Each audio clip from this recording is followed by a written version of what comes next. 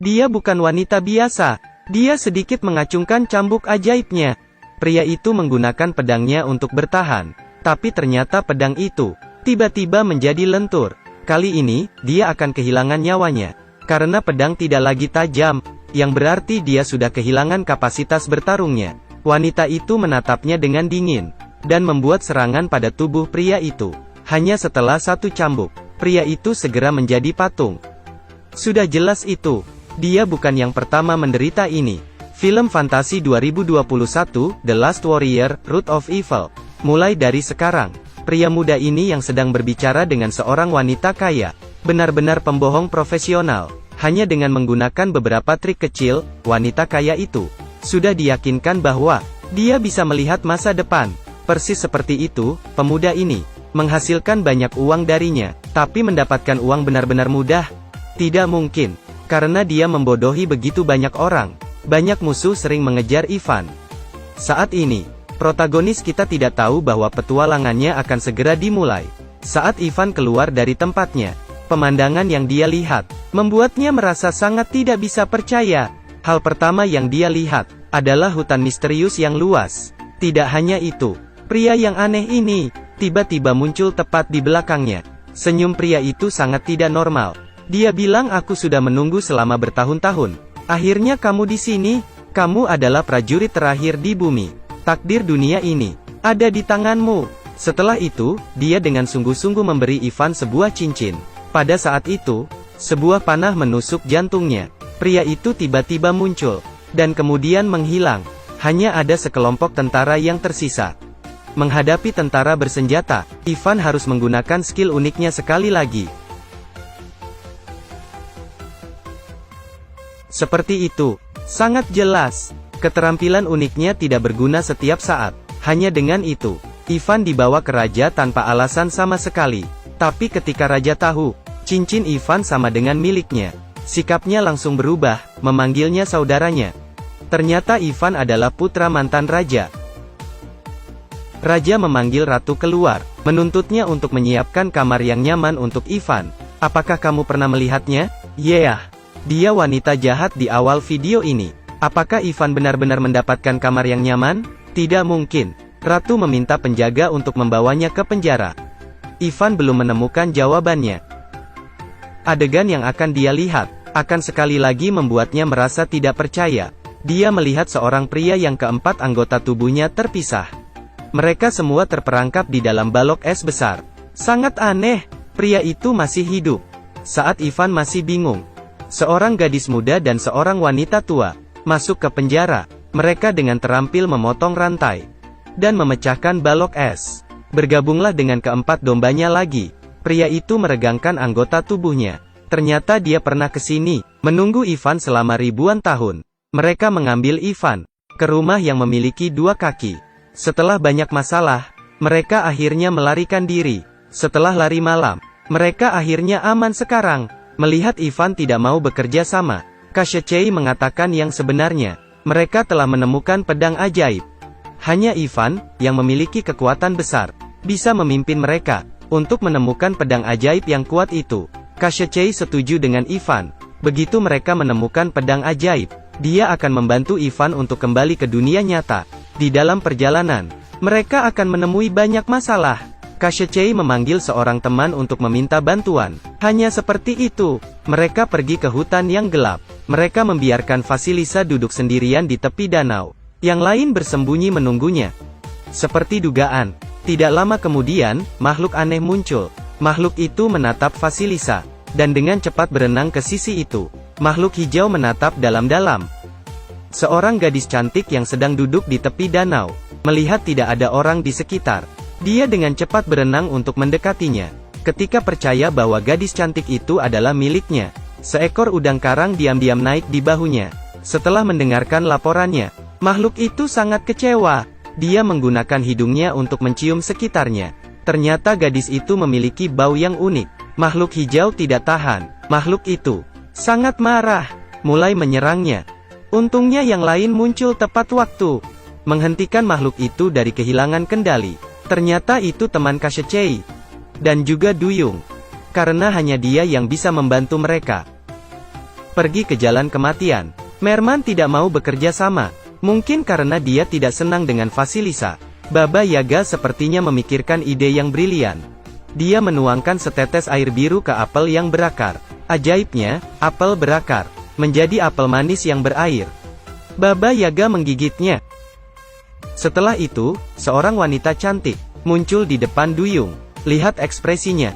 Kita bisa melihat, dia suka tipenya. Seperti itu, mereka berhasil membujuk duyung itu untuk bergabung dengan mereka menemukan pedang ajaib. Pada saat yang sama, ratu dan tentaranya hanya beberapa meter dari mereka. Sang ratu mencelupkan cambuknya ke dalam danau. Airnya langsung direbus. Udang karang itu hanya bisa menceritakan segalanya padanya. Di sisi lain, tim akhirnya sampai ke jalan kematian. Melihat ikan besar di sungai. Sekarang tugas duyung yang harus melakukannya. Dua wanita membawanya ke sana. Dan tunggu penampilannya. Apakah dia berguna? Tidak sama sekali. Ternyata sungai ini tidak di bawah kendalinya lagi. Ikan sama sekali tidak takut dengan duyung ini. Duyung mereka hanya bisa melompat ke dalam sumur. Pada saat itu, tentara ratu telah mengepung tempat ini. Tidak punya cara untuk kabur. Mereka hanya bisa mengikuti duyung, melompat ke dalam sumur. Karena airnya, penampilan Baba Yaga kembali normal. Ini membuat duyung semakin kesal. Meskipun dia sangat tidak senang, tetapi jika dia tidak melakukan apa-apa, yang lain akan kehilangan nyawa mereka. Duyung itu ragu-ragu. Dia menyelam jauh ke dalam air, membuka mulutnya untuk menelan semua air ke dalam perutnya. Berkat itu, mereka sampai ke dasar sumur dan menemukan ada jalan keluar. Mereka membawa duyung itu bersama mereka. Tapi karena dia terlalu banyak minum air, duyung tidak bisa berjalan lagi. Dia memutuskan untuk mengorbankan dirinya sendiri, menggunakan tubuhnya untuk membantu mereka melarikan diri dari sini. Meskipun mereka tidak ingin meninggalkannya, mereka masih harus berpamitan dan melanjutkan perjalanan. Duyung menggunakan napas terakhirnya untuk memblokir jalan keluar. Pada saat itu, ratu turun ke tempat ini. Melihat wanita jahat ini, dia memuntahkan seteguk besar air. Dia telah mendapatkan kembali harga dirinya. Ratu yang marah, menggunakan cambuknya untuk mengubah duyung menjadi patung. Air di sumur menyembur keluar dari tubuh duyung. Tapi tidak lama kemudian, mereka dikelilingi oleh tentara ratu lagi. Ratu mengambilnya ke tempat di mana pedang ajaib itu berada. Pedang yang kuat ada di antara pedang biasa ini. Diancam. Ivan mengambil cabang. Cabang biasa ini tiba-tiba menjadi pedang yang indah. Ya, pedang ajaib yang kuat akhirnya muncul. Ivan menggunakan pedangnya. Kekuatannya segera dilepaskan. Cabang biasa ini tiba-tiba menjadi pedang yang kuat. Dia menggunakan pedangnya. Kekuatan besar membuat sang ratu jatuh dari kudanya. Ivan menyelamatkan teman-temannya dan mengembalikan pedang ke Kashchei. Saat Ivan berharap Kashchei memenuhi keinginannya untuk membawa Ivan kembali ke dunianya, raja tiba-tiba muncul di depan mereka. Ternyata Kashchei tidak menginginkan pedang ini. Dia menginginkan batu kehidupan abadi. Mereka saling bertukar. Tapi Kashchei tidak mengharapkan batu yang diberikan raja itu palsu. Batu kehidupan abadi yang sebenarnya ada di tangan sang ratu. Pada saat itu, Vasilisa melemparkan dirinya ke arah raja dan membuatnya jatuh. Pedang ajaib jatuh ke tanah. Melihat kesempatan itu, Ivan melawan prajurit itu dan mengambil pedang ajaib. Melihat ekspresi mereka, teman-temannya percaya pasti menang. Ingin membalikkan keadaan? Tidak mungkin. Ivan memegang pedang di tangannya, tapi dia tidak menyerang musuh. Dia hanya menggambar lingkaran dan kemudian melambaikan tangannya. Sebuah pintu ke dunia Ivan dibuka. Tidak percaya, pada saat ini Ivan tidak menyelamatkan rekan satu timnya. Alih-alih itu, dia memilih untuk kembali ke dunianya. Meskipun Ivan telah kembali ke dunianya, Ivan masih sangat bersalah. Rasa bersalah meninggalkan rekan satu tim membuatnya tidak nyaman sepanjang hari.